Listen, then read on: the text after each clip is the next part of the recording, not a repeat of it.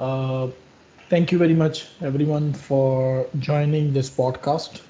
Today, we Welcome. are going to discuss a very important topic. It's actually about the monopoly of ChatGPT. And with us, sharing their thoughts, I have the AI experts who have a very focused view about this monopoly and the whole process.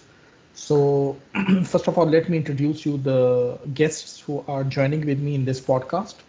Uh, I have Ms. Mehrunessa. She is uh, a leading AI expert, very enthusiastic about natural language processing, and she has quite good experience in AI, in machine learning, and deep learning. And this is somehow her passion that she has followed this thing from the start of her master's degree. Then we have Ms. Kamran Nisa.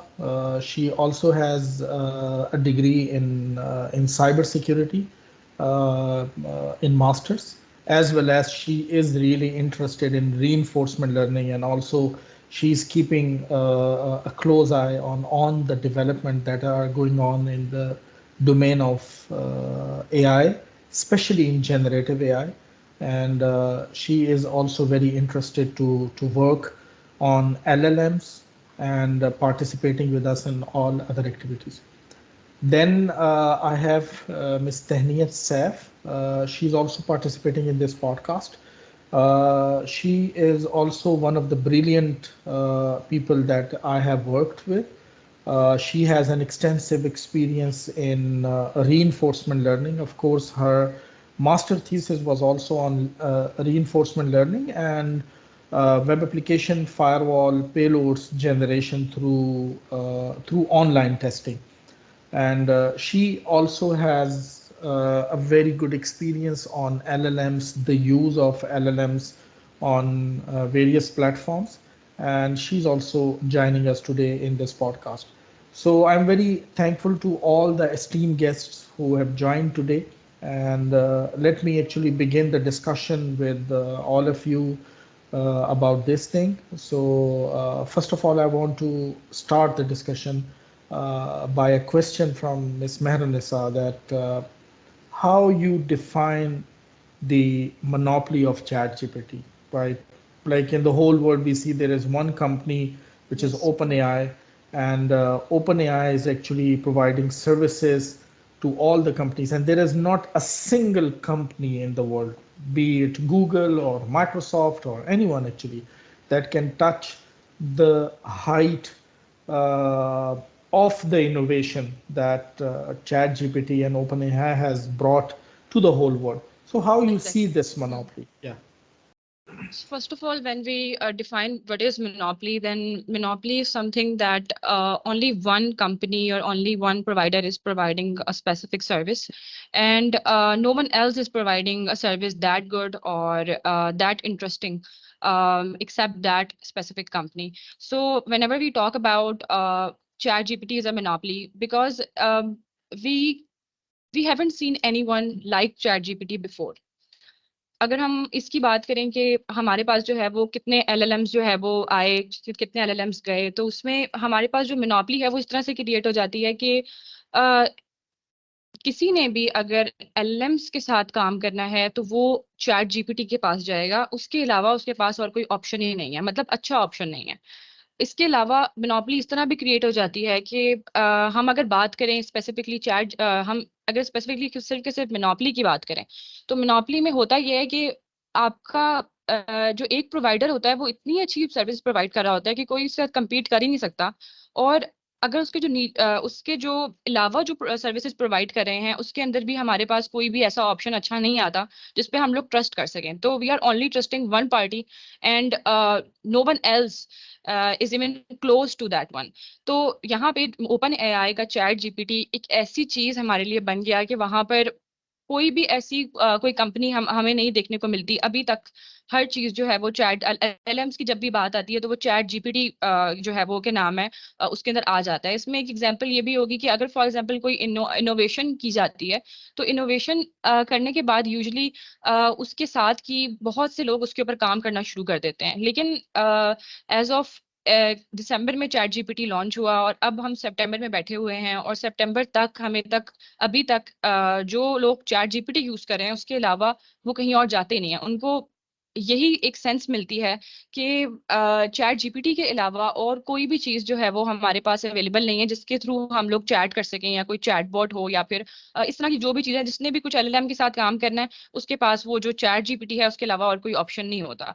तो ये chat GPT की monopoly एक create हो जाती है जहां पर open AI के अलावा और कोई सर्विस जो है वो प्रोवाइड ही नहीं कर रहा। और इसके अलावा जो है वो हमारे पास और कोई ऑप्शन भी नहीं है। तो इस तरह हमारी ये मोनोपोली जो है वो क्रिएट हो जाती है। और ये to be very honest in my opinion, ये मोनोपोली लोगों को, जनरल पब्लिक के लिए ये मोनोपोली नजर आती है। लेकिन अगर हम डीप डाउन इसके अंदर देखें, जो लोग LLMs पे काम कर रहे हैं और सारा कुछ है, तो वहां पे ये मोनोपोली ऑलरेडी जो है वो नहीं रही। इसके अलावा और बहुत हमारे पास ऑप्शंस आ गए हैं। तो इस पॉडकास्ट में हम उसी के बारे में बात करेंगे कि किस तरह से सारी की सारी रेवोल्यूशन हुई, और किस तरह से हमारे पास चैट GPT किस तरह से आया और क्यों आया इनफैक्ट।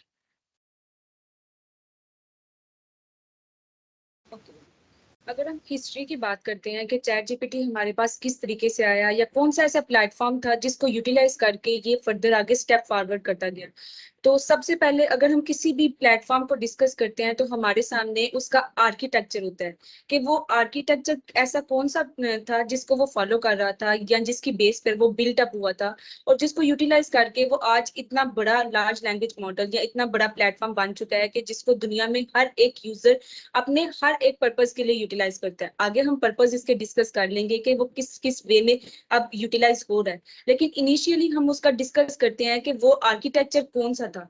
अगर आर्किटेक्चर की बात करते हैं तो हमारे पास ट्रांसफार्मर एक ऐसा आर्किटेक्चर है जो किसी भी लार्ज लैंग्वेज मॉडल का एक बैकबोन है। मतलब वो एनकोडर और डीकोडर ऐसे कंपोनेंट्स हैं जिनकी बेसिस पर ये सारे के सारे लार्ज लैंग्वेज मॉडल्स LLMs जितने भी हैं ये सारे वर्किंग परफॉर्म कर रहे होते हैं।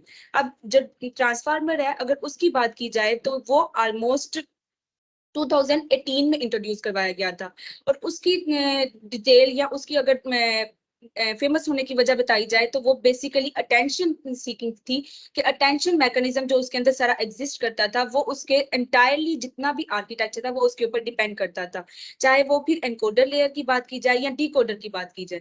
तो ये वो आर्किटेक्चर है जिसमें हम अगर इनपुट देते हैं तो वो एनकोड करके पास की जाती है, आउटपुट जो है वो डीकोड करके आगे यूजर के पास अवेल की जाती है। अब अगर चैट जीपीटी अगर बात की जाए तो ट्रांसफार्मर के बाद ये आर्किटेक्चर डिस्कस हो गया। इसके बाद कौन सा ऐसा वर्जन इंट्रोड्यूस हुआ था ट्रांसफार्मर के आर्किटेक्चर को यूटिलाइज करके जिसको हम एक्सप्लेन करना चाह रहे हैं। अगर हम स्टार्टिंग की बात करें तो GPT-1 इंट्रोड्यूस हुआ था। अगर GPT-1 की डिस्कशन देखी जाए तो वो ऑलमोस्ट 117 मिलियन पैरामीटर्स पर एक्सप्लेन किया गया था। मतलब जिसको कहते हैं ना कि ट्रेनिंग पर्पस के लिए उसमें 117 मिलियन पैरामीटर्स यूटिलाइज किए गए थे। अब ये जो मॉडल था ये बेसिकली सुपरवाइज्ड और अनसुपरवाइज्ड दोनों लर्निंग पर परफॉर्म किया गया था। इसमें प्री ट्रेनिंग परफॉर्म की गई थी, और जो प्री ट्रेनिंग थी वो एक कॉर्पस पर डिफाइन की गई थी जिसमें अनलेबल्ड डाटा सेट अवेलेबल था। अगर अनलेबल्ड डाटा सेट की डिस्कशन की जाए तो ये वो सारा डाटा सेट था जो कि इस प्लेटफॉर्म ने बेसिकली ऑनलाइन जितनी भी वेबसाइट्स या वेब एप्लीकेशन अवेलेबल थी उनका जो मेन टेक्स्ट था, मेन एसेट था, उसको अपना डाटा सेट बना के उन सबको गैदर किया था और उनके ऊपर फर्दर टेस्टिंग परफॉर्म करने की कोशिश की थी। अब यहाँ पर प्री ट्रेनिंग तो हो गई थी GPT-1 के अंदर के प्री ट्रेनिंग अगर हम परफॉर्म करते हैं तो वो किस तरीके से वर्किंग परफॉर्म करती है। और अगर इसकी प्री ट्रेन डाटा सेट को फाइन ट्यून करने की बात करते हैं तो वहां पर क्या आ जाता है कि ये सिर्फ जनरल पर्पस के लिए बनाया गया था। इसमें कोई स्पेसिफिक डोमेन या स्पेसिफिक कॉन्टेक्स्ट या स्पेसिफिक एसेट की तरफ इंट्रोड्यूस नहीं था। इसके बाद हमारे पास आया था 2019 में GPT-2। अगर GPT-2 में देखा जाए तो इसमें 1.5 बिलियन पैरामीटर्स के ऊपर इसको ट्रेन किया गया था। अगर इसका एग्जाम्पल ले ली जाए कि ये किस किस्म के डाटा सेट के ऊपर ज्यादातर इंटरेक्ट करता था या किस तरीके से पर्सन या ह्यूमन के साथ इंटरेक्ट करता था, तो इसमें एक एग्जाम्पल थी French to English and English to French. मतलब वो डिफरेंट लैंग्वेजेस को भी काउंटर कर रहा था कि अगर वो इंग्लिश में बात कर रहा है तो जो उसका रिस्पॉन्स है वो फ्रेंच में भी जनरेट कर रहा था, और अगर वो फ्रेंच में बात करने की कोशिश कर रहा है यूजर, तो वो उसका रिस्पॉन्स इंग्लिश में जनरेट कर रहा है। तो ये दो से तीन डिफरेंट लैंग्वेजेस का जब कॉम्बिनेशन बनाना चाह रहे थे, तो इसमें GPT-2 का जो रोल था वो काफी पावरफुल था। अगर उसमें बात की जाए तो ये चूंकि मल्टीटास्क लर्निंग है, अब एक लैंग्वेज से आप दूसरी लैंग्वेज की तरफ बात मूव ऑन कर रहे हो, तो उसमें आपके पास अनसुपरवाइज्ड लर्निंग भी आ जाती है और सुपरवाइज्ड लर्निंग भी आ जाती है। इसमें तो Yes.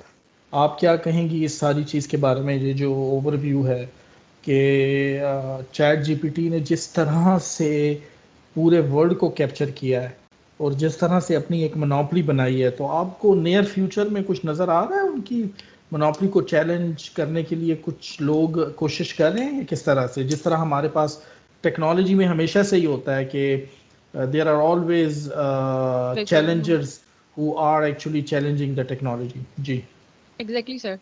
Sir basically ChatGPT इसके अलावा भी जो एलएलएम्स हमारे पास मौजूद थे, वो सिर्फ चैट जीपीटी ही नहीं था, वो इससे पहले भी जो है वो एलएलएम्स हमारे पास मौजूद थे, लेकिन सारी की सारी बात आगे खत्म वहां पे हो गई जब हमारे पास पहले बर्ट भी था, हमारे पास पहले GPT-2 भी था, GPT-3 इवन पब्लिक होता था पहले 2021 में जब वो लॉन्च हुआ था। तो वो बिल्कुल ऐसा ही एलएलएम था जैसे कोई ओपन सोर्स एलएलएम होता है।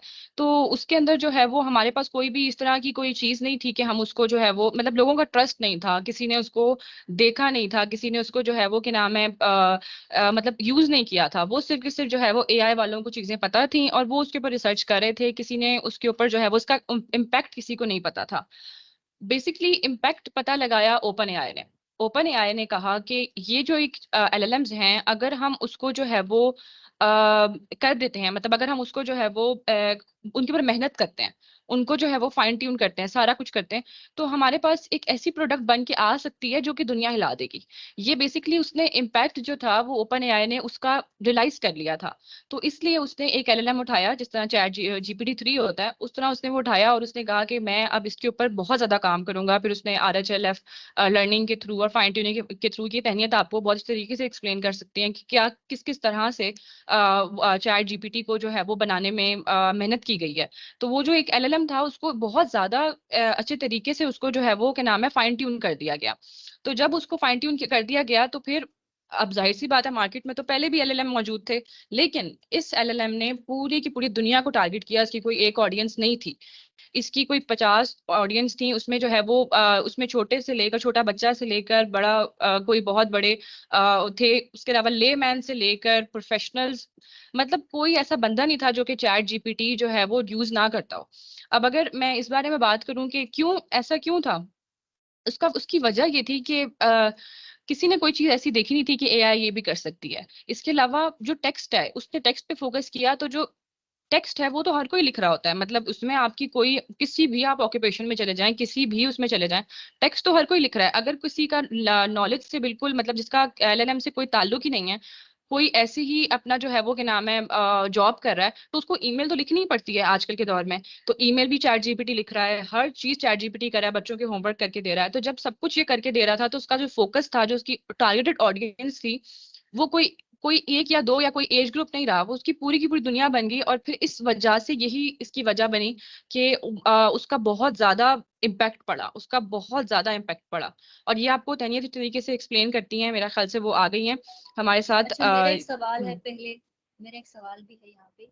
अब जैसे हम देख रहे हैं कि ये प्रॉपर एक एआई वार चल रही है, अगर हम देखें तो माइक्रोसॉफ्ट और गूगल जो है उनका प्रॉपर एक कंपटीशन चल रहा है। तो यहाँ पे एक चीज मुझे क्लेरिफाई करनी है कि चैट जीपीटी के ब्रेक थ्रू से या चैट जीपीटी के इतना पॉपुलर होने की वजह से सबसे ज्यादा जो नुकसान है या जो खतरा हुआ है वो किसको हुआ है और किस बेस पे हुआ है? जी बिल्कुल, उसका आंसर ये है कि अगर हम लोग वार की बात करते हैं या ब्रेक थ्रू की बात करते हैं, तो जो चैट जीपीटी या GPT-3 या RLHF के आने से जो इन लार्ज लैंग्वेज मॉडल के आने से सबसे बड़ा इम्पैक्ट हुआ है वो गूगल को हुआ है। क्योंकि अगर हम हिस्ट्री की बात करें तो अभी से 20 साल पहले से डिस्कस किया जाए तो ऑलमोस्ट 20 इयर्स हो गए हैं गूगल को आए हुए इंडस्ट्री में। और अभी तक जितना भी हम लोग सर्च परफॉर्म करते थे या maximum amount of search perform की जाती थी वो गूगल को ही कंसिडर करके की जाती थी। यानी उसको इतना ट्रस्टवर्दी प्लेटफॉर्म कंसिडर किया जाता था कि आपको दुनिया में किसी भी कंटेंट के रिलेटेड इंफॉर्मेशन रिक्वायर्ड थी, वो इमेजेस हो सकती हैं, वो डाटा हो सकता है, वो आर्टिकल हो सकता है, वो कुछ भी हो सकता है, वो पेपर हो सकता है, वो सारा आपकी रिक्वायरमेंट पे मैटर करता है। वो जितना भी रिक्वायरमेंट थी वो आप गूगल के थ्रू ही फुलफिल करते थे। लेकिन चूंकि तब तक ये चैट जीपीटी या ये जो GPT-3 है, ये जितने भी प्लेटफॉर्म्स थे ये वेल नोन नहीं थे, या ये ऐसी फॉर्मेट में आपके सामने अवेलेबल नहीं थे कि आप इनको अच्छे से एक्सप्लोर कर सके, या इनकी जो प्रॉपर नीड है, प्रॉपर पर्पज है जिसके लिए ये दुनिया में लाए गए हैं या वर्ल्ड में इंट्रोड्यूस करवाए गए हैं, तो वो हमारे सामने नहीं आया था। अब जब जैसे ही चैट जीपीटी हमारे सामने इंट्रोड्यूस हुआ तो उसने फौरन इम्पैक्ट जो उसका ना जिसको कहते हैं अट्रैक्शन अपनी तरफ क्यों उसकी गेन हुई, वो इसलिए गेन हुई थी कि जो सर्चेज हम लोग गूगल से कर रहे थे या जितने क्वेश्चंस हम लोग गूगल से कर रहे थे, हम लोगों को हमेशा जब भी हम कोई क्वेश्चन करते थे या जब भी हम कोई क्यूरी करते थे तो हमारे सामने एक मीडियम आ जाता था, वेबसाइट आ जाता था। क्योंकि वो सर्च इंजन था तो वो मैक्सिमम अमाउंट ऑफ रेलिवेंट जो वेबसाइट्स थी वो हमारे सामने डिस्प्ले कर देता था कि ये वेबसाइट है जिसमें आपको सिमिलर कंटेंट मिल जाएगा, ये वेबसाइट है जहां से आप इस तरीके से कैलकुलेशन परफॉर्म कर सकते हैं। लेकिन हमें एग्जैक्ट आउटपुट नहीं मिल के आती थी। जबकि चैट जीपीटी जो ये काम करता था कि अगर हम इसको कोई भी क्वेश्चन पूछते हैं, कोई भी क्यूरी पूछते हैं, किसी आर्टिकल का पूछते हैं, तो वो एग्जैक्ट उसके रेलिवेंट या एग्जैक्ट उसका जो आंसर बनता है, अगर कैलकुलेशन है 1+1 की तो वो हमें एग्जैक्ट बताएगा कि 1+1 = 2 है। वो हमें ये नहीं बताएगा कि आप इस फार्मूला को यूटिलाइज करो, इस मेथड को यूटिलाइज करो, इस पेज पे जाओ, यहाँ पर इस पॉइंट पे डिस्कस करो तो आपको मेथड मिलेगा कि आप इस तरीके से कैलकुलेशन परफॉर्म कर सकते हैं।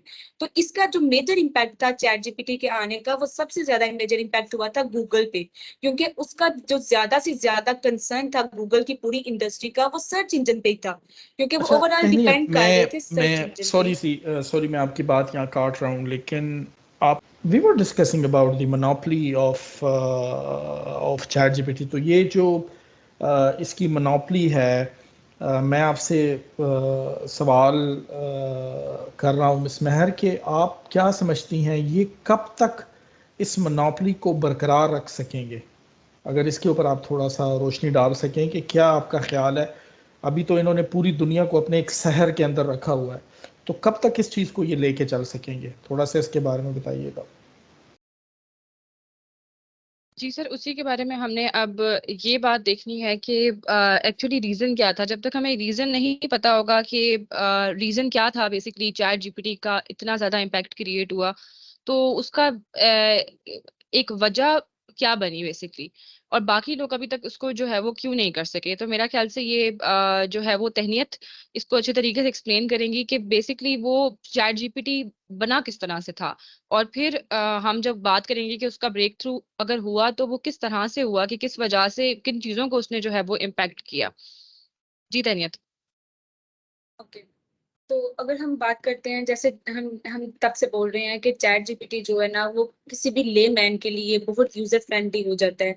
मतलब वो एक ऐसा इंटरफेस आपके सामने ला के रख देता है कि अगर आप कोई भी यूजर है उसको नहीं भी पता किसी सिक्योरिटी के डोमेन के बारे में या किसी डिफरेंट कॉन्टेक्स्ट के बारे में, वो जस्ट कन्वर्सेशन करना चाह रहा है, अपने क्वेश्चंस का आंसर रिक्वायर है उसको, तो उसको एक ऐसा इंटरफेस चाहिए था कि जिसके थ्रू जस्ट वो क्वेश्चन करे और उसको रिस्पॉन्सेज मिल जाए। अब इससे पहले जैसे हम डिस्कस कर चुके हैं कि हमारे पास एलएलएम के बहुत से मॉडल्स अवेलेबल थे, कुछ हम लोगों ने डिस्कस भी किए, GPT-1, GPT-2, इस तरह GPT-3 भी अवेलेबल था, जिसको आगे हम लोगों ने कुछ इस तरीके से मॉडिफाई किया कि वो चैट जीपीटी की वर्जन में आ गया। अब GPT-3 किस तरीके से वर्किंग परफॉर्म करता था, अब GPT-3 में हमारे पास एक एपीआई अवेलेबल थी। एपीआई की अगर बात की जाए तो ओपन सोर्स ओपन एआई का जो प्लेटफॉर्म है वो ज्यादातर हमें अपने जो रिसोर्सेज है वो एपीआई के थ्रू प्रोवाइड करता है। चैट जीपीटी को भी अगर आप लोग इंटीग्रेट करना चाह रहे हो किसी प्लेटफॉर्म में या किसी ऐसे पर्टिकुलर यूजेज के लिए आप लोग अप्लाई करना चाह रहे हो अपने सिस्टम के अंदर, तो आपको एपीआई के थ्रू ही उसको लिंक लिंक करना पड़ता है। अब वो जो GPT-3 का इंटरफेस था वो भी कुछ इसी फॉर्मेट में था, लेकिन ये था कि अगर हम उसमें क्वेश्चन आंसरिंग करते थे उसके लिए एक चैटबॉट तो बना दिया गया था, लेकिन उसके साथ साथ आपको उसकी मैनुअली कुछ इंस्ट्रक्शन भी प्रोवाइड करनी पड़ती थी।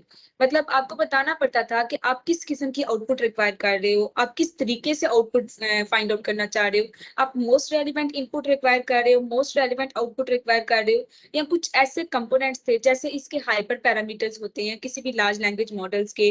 जस्ट लाइक टेम्परेचर की बात कर लेते हैं कि आप उससे डिपेंड करता है कि आप किस तरह की रैंडमनेस लाना चाह रहे हो। आप ये तो नहीं चाहते कि आपका जो डाटा है वो बार बार रिपीट हो के आपके सामने आए। ये एक्चुअल में इंटरफेस को डिस्कस करना इसलिए भी जरूरी है ताकि हम लोगों को पता चल सके कि इसका फेमस होने का, चैट जीपीटी का दिन ब दिन या रातों रात फेमस होने का जो मेन एसेट था या मेन की थी वो क्या थी। अब उस पूरे के पूरे GPT-3 मॉडल में एक यूजर फ्रेंडली इंटरफेस तो यही था कि जस्ट वो कन्वर्सेशन प्रोवाइड कर रहा था, लेकिन वहां पर एक जो मसला था वो ये भी था कि आपको खुद अपने एंड पे इंटीग्रेट करने के लिए या कुछ मॉडिफिकेशन करनी पड़ती थी जो पीछे उसकी जितनी भी सिस्टम की वैल्यूज थी, हाइपर पैरामीटर्स थे या कुछ प्रॉम्प्ट सेट करने पड़ते थे। उसको ओवरकम करने के लिए अब हम लोगों को एक ऐसा उन लोगों ने सिस्टम डेवलप किया था कि ह्यूमन के साथ इंटरेक्ट करें। अब जब ह्यूमन के साथ इंटरेक्ट करना था तो वहां पर RLHF को उन लोगों ने इंट्रोड्यूस करवाया था। RLHF का जो मेन कंसर्न या मेन मकसद था वो यही था कि वो ह्यूमन के बिहेवियर को एनालाइज कर सके, ह्यूमन के फीडबैक को एनालाइज कर सके, ताकि वो उस लिहाज से और उस लेवल की अंडरस्टैंडिंग का रिस्पॉन्स फर्दर आगे क्वेश्चंस के रिस्पॉन्स में दे सके। मतलब पहले भी क्वेश्चन का रिस्पॉन्स दिया जाता था लेकिन वहां पर सिर्फ एक चीज पाई जाती थी कि लेबल डाटा सेट है। मतलब आप क्वेश्चन पूछ रहे हो या तो उसका पॉजिटिव इम्पैक्ट होगा या नेगेटिव इम्पैक्ट होगा, वो डिटेल्ड है या वो मिनिमाइज वर्जन में है या वो किसी भी कॉन्टेक्स्ट में अवेलेबल है, उसका कोई कंसर्न नहीं था। ये सारी चीज डिपेंड करती है ह्यूमन फीडबैक पे।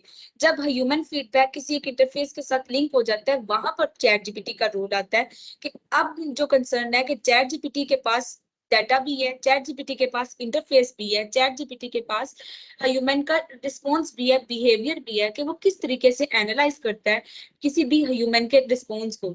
अगर आप किसी तरीके से उससे क्वेश्चन करते हो या कोई भी आप उससे एक पूरी टॉपिक की डिस्कशन करते हो तो क्या वो इस लेवल तक एनालाइज करके आपको बता सकता है, ट्रस्ट वर्दी आंसर आपको बता सकता है या नहीं बता सकता, वो सारे का सारा मैटर उसके इंटरफेस पे डिपेंड करता है। और यही वो वजह थी कि जो इसका लेमैन के साथ जो इसका रिलेशनशिप था वो बेटर था एज कम्पेयर टू बाकी के जो पहले से LLM के मॉडल्स अवेलेबल थे, और अगर गूगल की बात करें उससे भी काफी गुना बेटर था। और यही वजह थी कि ये बहुत सी ऐसे सोशल मीडिया के प्लेटफॉर्म्स पहले से अवेलेबल थे लेकिन उनसे ज्यादा जल्दी ये रिनाउन हुआ था। मतलब इसने एक दिन में इसके 1 मिलियन फॉलोअर्स थे, और अगर बात की जाए एक मंथ की तो एक मंथ में ऑलमोस्ट इसने 10 मिलियन फॉलोअर्स गैदर किए थे। वो सिर्फ और सिर्फ जो मेन इनका इंटरफेस था उसकी तरफ लोग अट्रैक्ट हुए थे, और वही जो मेन एसेट था जिसको इन लोगों ने अपना जो मेन की बनाया था आगे फर्दर डिफरेंट एप्लीकेशंस में इंटीग्रेट करने के लिए। अब एप्लीकेशंस में इंटीग्रेशन का मैंने निसार को बताएंगी कि इसको किस तरीके से एप्लीकेशंस में इंटीग्रेट किया गया था और एप्लीकेशंस में इसने क्या डिफरेंस लाया था आफ्टर चैट जीपीटी इंटीग्रेशन। जी बिल्कुल। अब इसमें हुआ ये कि जाहिर सी बात है जब इतना ज़्यादा कुछ होना शुरू हो गया, ओपन एआई ने इतनी ज़्यादा इजी इंटरफेस प्रोवाइड किया कि सब लोगों ने इसको यूज़ करना शुरू कर दिया। जिसको कुछ पता भी नहीं है LLMs के बारे में उसने भी इसको यूज़ करना शुरू कर दिया। तो ऑब्वियसली लोगों को फिर ये ख्याल आया कि हम अपनी प्रोडक्ट्स में इसको जो है वो इंटीग्रेट करते हैं, अपनी प्रोडक्ट्स में इसको हम यूज़ करते हैं। तो जब लोगों ने इसको जो है वो यूज़ करने का सोचा तो ओपन एआई ने पहले से ही उसके जो वेज हैं वो प्रोवाइड कर रखे थे। उनकी जो APIs थी उनको जो है वो यूज करके हम अपनी एप्लीकेशंस के साथ उसमें इंटीग्रेट कर सकते थे। थोड़ी बहुत कस्टमाइजेशन भी अवेलेबल थी, फाइन ट्यूनिंग भी अवेलेबल थी। अगर ये सब चीजें आपको जो है वो देखनी है तो हमारा पूरा एक कोर्स है इसके बारे में। आप फाइन ट्यूनिंग के बारे में भी देख सकते हैं। आप सब चीजों के बारे में अगर पढ़ना चाहते हैं तो वो आपको वहीं से समझ आ जाएंगी कि बेसिकली ये होती किस तरह से है। तो यहाँ पे कस्टमाइजेशन के लिए वो लोग फाइन ट्यूनिंग की अपॉर्चुनिटीज ऑलरेडी प्रोवाइड कर रहे थे। तो लोगों ने बिना कुछ सोचे समझे बहुत ज्यादा चीजें जो हैं वो क्या नाम है मतलब करना शुरू कर दी उसके साथ। अगर फॉर एग्जांपल किसी की जो है वो कंपनी है और उसने उसकी वेबसाइट है, तो उसने अपनी वेबसाइट के अंदर चैट जीपीटी को इंटीग्रेट करके एक इंटरफेस प्रोवाइड करना शुरू कर दिया। किसी ने अपने डाटा को एनालाइज करने के लिए चैट जीपीटी को इंटीग्रेट करके एक रिपोर्ट बनाना शुरू कर दी। फॉर एग्जांपल हमारे पास एक बर्ब जीपीटी के नाम से एक बर्ब सूट की होती है एप्लीकेशन जो हम यूज करते हैं। वहां पे हमारे पास बहुत सारा डाटा होता है और आपको उसको मैन्युअली एनालाइज करना होता है। क्या होना शुरू हो गया कि बर्ब जीपीटी एक बना दिया उन्होंने, जिसमें इन्होंने चैट जीपीटी की इंटीग्रेशन कर दी बर्ब सूट के साथ। अब वो क्या कर रहा था, वो ये कर रहा था कि सारा का सारा डाटा जो आप एनालाइज कर रहे हैं अपना, वो सारा डाटा आप जो है वो एक एक्सटेंशन जो चैट जीपीटी की है उसको देंगे, जो कि आपकी उस सॉफ्टवेयर के अंदर मिल रहा होता है आपको, जो जो उस सॉफ्टवेयर को कर रही होती है, वो चैट जीपीटी को देंगे और चैट जीपीटी आपको उसकी एक बहुत बेहतरीन सी रिपोर्ट बना के दे देगा। मतलब ये कि आपको मैन्युअली उस डाटा को देखने की जरूरत ही नहीं है। तो इतना ज्यादा जो है वो क्या नाम है इसका इम्पैक्ट मतलब बन गया कि लोगों ने इसको हर तरह के डाटा के ऊपर जो है वो यूज करना शुरू कर दिया। और एज ऑफ दिसंबर के अंदर हमारे पास चैट जीपीटी आया है और मार्च में 300 एप्लीकेशंस 300 प्लेटफॉर्म्स चैट जीपीटी के साथ इंटीग्रेटेड थे। अब ये इतनी बड़ी बात है कि कोई भी इस तरह से इंटीग्रेशन जो है वो प्रोवाइड नहीं करता, इतनी ज्यादा जल्दी किसी की इंटीग्रेशन नहीं होती। और अगर हम इस बारे में बात करें कि चलें ठीक है, हम इंटीग्रेट कर रहे हैं, बहुत अच्छी बात है, कोई मसला नहीं। लेकिन मसला कहाँ पर आया, मसला इस बात पर आया कि इतने ज्यादा लोगों का डाटा, इतने लोगों की जॉब्स का जो वो बैठ के काम कर रहे होते थे अपने ऑफिस में, वो सारा का सारा काम चैट जीपीटी अगर कर सकता है तो वो उससे करवा रहे होते थे। मतलब ये कि आपका सारा का सारा डाटा जो है वो जा रहा है चैट जीपीटी के पास। अब क्या हो रहा है इसके अंदर, इसमें ये हो रहा है कि कोई एम्प्लॉय बैठा हुआ है और उसने जो है वो क्या नाम है करना है अपने जो है वो अपना कोई काम करना है, और वो काम जो वो करता है उस वो चैट जीपीटी आराम से करके दे देता है। तो इसका मतलब ये कि उसने सारी चीजें कॉपी की जो उसको मिली हुई हैं, उसने वो चैट जीपीटी को दी, और जो भी टास्क उसने परफॉर्म करवाना है वो चैट जीपीटी से परफॉर्म करवा लिया। उसका काम भी हो गया, उसने बहुत एक 5 घंटे का काम चैट जीपीटी ने उसको 1-2 मिनट के अंदर जो है वो करके दे दिया। अब मसला विन विन सिचुएशन तो बन गई, लेकिन आपको यहाँ पे एक बात क्लियर कर दूं कि हाँ, एक डॉक्यूमेंट्री है सोशल डिलेमा। उस डॉक्यूमेंट्री को हम जरूर रिकमेंड करते हैं कि आप लोग देखें। वहां पे ये चीज क्लियर होती है, वहां पे कोट है कि if you are not paying for a product then you are a product. मतलब ये कि आज के जमाने के अंदर हमें जो जो चीजें फ्री मिल रही हैं उसमें उनका कोई फायदा होता है, तभी हमें वो फ्री मिल रही हैं। फॉर एग्जाम्पल सोशल मीडिया आप यूज करते हैं, सारा का सारा फ्री है। उसमें जो कॉस्ट होती है, उसको उसको यूज करने की जो कॉस्ट होती है वो आपका डाटा होता है। वो आप जो यूज कर रहे हैं वही उसकी कॉस्ट है। तो डाटा आजकल गोल्ड समझा जाता है, और चैट जीपीटी ने ये सब चीजें जो बिल्कुल मैजिकली इतना ज्यादा इस चीज को जो है वो इम्प्रूव किया, इतना ज्यादा इन्वेस्ट किया इस पे, तो और फिर इसको पब्लिकली फ्रीली अवेलेबल कर दिया। तो इसमें ऐसा तो नहीं है कि भाई इसका कोई फायदा ही नहीं होगा, ऑब्वियसली इसका कोई फायदा होगा। तो जब इसका कोई फायदा है तो वो हम अब जब देखते हैं तो इसमें ये कि जो आपका डाटा है सारा का सारा एक एम्प्लॉय जो दे रहा है अपने काम को करवाने के लिए, वो सारा कंपनी का सेंसिटिव डाटा उसके पास जा रहा है। फॉर एग्जांपल आप लोग इसको इस्तेमाल करते हैं कि अगर फॉर एग्जांपल आपके भाई की बर्थडे है और आपने उसको विश करना है, तो आप चैट जीपीटी को अपने भाई की सारी बातें बताएं और आप जो है वो उससे एक बहुत अच्छी पोएम लिखवा लें। और वो पोइम कभी आपको कहीं इंटरनेट पे नहीं मिलेगी, क्योंकि generative AI is generating unique content. तो वो आपको जो है वो कहीं पे और मिल ही नहीं रही। तो वो आपको इतनी अच्छी तरीके से उसने पोइम लिख के दे दी।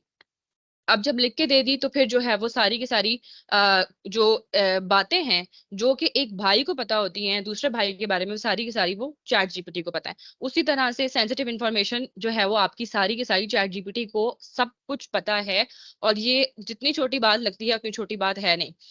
अब चले ठीक है, जा रही हैं, हम सब इस्तेमाल कर रहे हैं, कोई मसला नहीं, हमें क्या फर्क पड़ता है कि हमारा डाटा जा रहा है। लेकिन मसला कहाँ पे आता है, जब इतनी बड़ी बड़ी कंपनीज जिस तरह से माइक्रोसॉफ्ट हो के वो उसके साथ इंटीग्रेशन कर रहे हैं। अब माइक्रोसॉफ्ट की और ओपन एआई की आपस में जो है वो जो कोलैबोरेशन है, उसमें सबसे ज्यादा बड़ी बात यह है कि माइक्रोसॉफ्ट एक बहुत ट्रस्टवर्दी प्लेटफॉर्म है, जहाँ पे पता नहीं सब लोग ही, हर ऑफिस एनवायरनमेंट के अंदर माइक्रोसॉफ्ट लाजमी होता है। हम अगर यूज कर रहे होते हैं तो हर चीज हम जो है वो के नाम है उसके अंदर माइक्रोसॉफ्ट इन्वॉल्व होता है।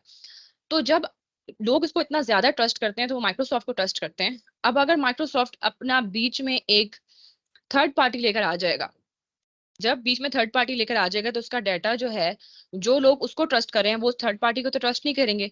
ये तो इसी तरह की बात होगी कि छोटी सी एग्जांपल है कि आप अपने किसी दोस्त को कोई अपना सीक्रेट बताएं और वो अपने किसी दोस्त को वो आपका सीक्रेट बता दे, तो आप उसके दोस्त को ट्रस्ट नहीं करेंगे। तो यही बात जो है वो माइक्रोसॉफ्ट ने की, और इसके बारे में हम बहुत तरीके से डिस्कशन करेंगे कि क्या क्या इम्पैक्ट हुआ। और एक गूगल गूगल भी छोटी सी देखेंगे। बात यहाँ पे ये भी है कि अव्वल दर्जे में तो लोग इवन माइक्रोसॉफ्ट पे भी ट्रस्ट नहीं करते, ठीक है। जी सर, बिल्कुल। अगर फॉर एग्जांपल मैं देखूं तो अक्सर मिडिल ईस्ट के रीजन के अंदर माइक्रोसॉफ्ट को, जैसे एज्योर की जो सेटअप है एज्योर का, वो इस चीज़ के साथ टाई अप किया गया है कि भाई आप डेटा जो है वो बाहर लेके ही नहीं जाएंगे, सर्विसेज भी इधर होंगी, सब कुछ इधर होगा। जी समझ बिल्कुल। रही हैं बात बेसिकली। तो उसके हम्म। बाद फिर उनको अलाउ किया गया है मिडिल ईस्ट के एक कंट्री के अंदर कि आप फिर अपना डेटा सेंटर यहाँ पे ओपन कर सकते हैं। समझ रही हैं बात। जी तो जी। और उनको फिर काफ़ी एक्सक्लूसिविटी भी दी गई है बिजनेस के अंदर और सारी चीज़ों के अंदर।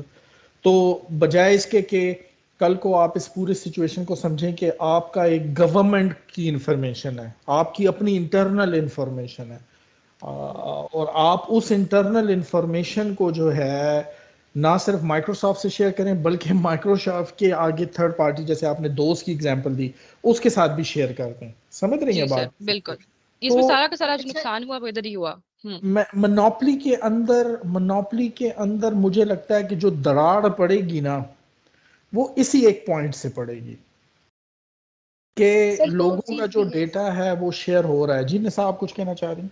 सर एक और चीज भी है, लाइक हम अगर माइक्रोसॉफ्ट की बात ना करें, हम बहुत सारे सोशल मीडिया प्लेटफॉर्म भी यूज कर रहे होते हैं, लाइक इंस्टाग्राम जी है, फेसबुक है, यहाँ पे भी तो हम लोग अपना सेंसिटिव डेटा जो है वो बड़े शौक से शेयर बिल्कुल। करते हैं।